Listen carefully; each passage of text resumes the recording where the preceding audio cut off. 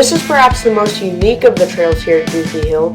It's a black diamond technical line called the Great Space Coaster. Today I'll be breaking it down into sections and giving you guys an in-depth review of it. This technical line is a lot different from a lot of the other trails at this park, so I'm excited to showcase it to you. The Great Space Coaster contains technical wooden features and is rated single black diamond.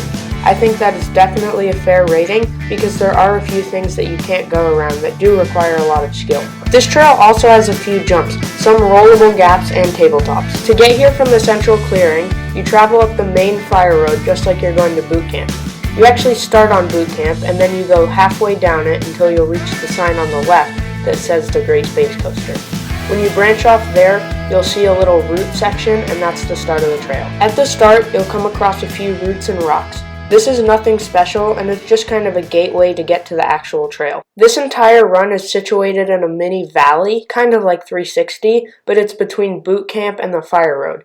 It's also a very narrow corridor, which means there's a lot of tree cover. After the fairly short straight section, you'll go into perhaps the most fun berm at Duthie. Yes, you did hear that right. This one tiny berm manages to be better than every other berm at Duthie. What a surprise. The reason that I really like this berm is because it banks the most of any berm here.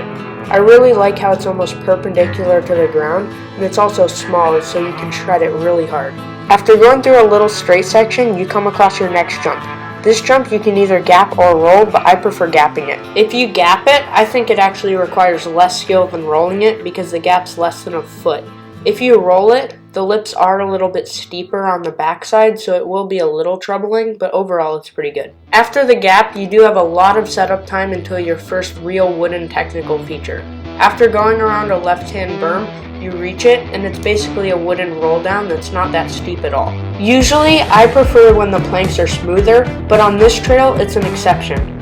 I really think that the rough planks give it an edge over some other technical trails because it makes it a little more difficult to handle. Another thing that I really do like about this roll down is that it has a straight approach that's also made out of wood, so when you're rolling down it, you can actually bunny hop over it too. Another thing that's really unique to this trail is how slow you go on it. You can still clear the jumps and do the bridges pretty well, unlike some other trails like Flying Squirrel or HLC, where you have to go really fast to clear all the jumps. Anyways, this roll down is a prime example of one of the features that you cannot go around.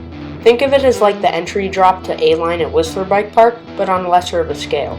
I really do think that this is a fun roll down, and it gives you the perfect amount of speed to hit the jump right after it, which I'll now talk about. This is one of the many small but kicky jumps that Duthie Hill has, but mostly on this trail. This trail has a lot of these types of jumps, but this is the only real tabletop of all of them. I really do think it's fun, and after that, you really do have a good approach until your next bridge. Speaking of the next bridge, after going through a little straight section that actually banks left a little bit, you hit your next element, which is that bridge. This is a really fun bridge, again with some of the rough planks. This feature is a really fun one, and I also really like how it connects to your third element, which is also a bridge. If you want to consider the jumps elements, you can, but I'm not going to because it's more about the technical aspect. Besides a slight 6-inch drop-off at the end, this is very rollable, and it's towards the easier side of what this trail has to offer. At the end of the bridge, you do have to stay on a little small cobblestone path that is less than a foot wide. This isn't that hard, but you do just have to keep your balance going up the next element. I consider these next two features an A-frame because they're built right on top of a stump that's rotting, which should be looked into because it could collapse, but they're both pretty much what you would find in an A-frame. A steep climb and a steep descent. They're nowhere near as much as some A-frames, but still, I would consider it that. Compared to the second A-frame, this one has a narrower climb, and the planks get wider eventually, and it also has a less steep descent. This A-frame is really fun, although you do have to pedal a little bit on the lip, but that is pretty expected. So now, I know it has to happen, but the first negative of this trail comes at the end of the A-frame. When you're exiting it, you go onto another small little thing of cobblestone. But there is a really bad braking bump right after the cobblestone. It causes a drop, that's how bad it is. Looking at it from this angle, you can see the drop and how much of a big hole it is. So overall, this feature is really fun, although it does require some skill to balance on it, because it is narrow. After the A-frame, you go into two little berms that bank in different directions. There aren't really many braking bumps on that, and if there are, they're pretty small. These berms are nowhere near as fun as the first one, but I still think that they're good for practicing cornering, as well as they're just fun to ride over. After the berm, you go into your second A-frame, which is pretty similar to the first, but there are some small differences. The first difference is that the approach is way wider, and the planks are also wider. Another difference this one has from the first one is that I think it's more fun. I really do like the steeper descent than the first one, and it's also more fun because you know that you won't fall off. It's almost guaranteed. This is a really fun element, and I really do like the transition, way better than the other one. So moving on after that, you go into another berm, which the braking bumps on this one are very severe and need to be fixed. Then you go into a little ladder bridge, which turns about halfway through. This one was recently rebuilt, and you can see the old wooden planks that are rotting right next to the fire road.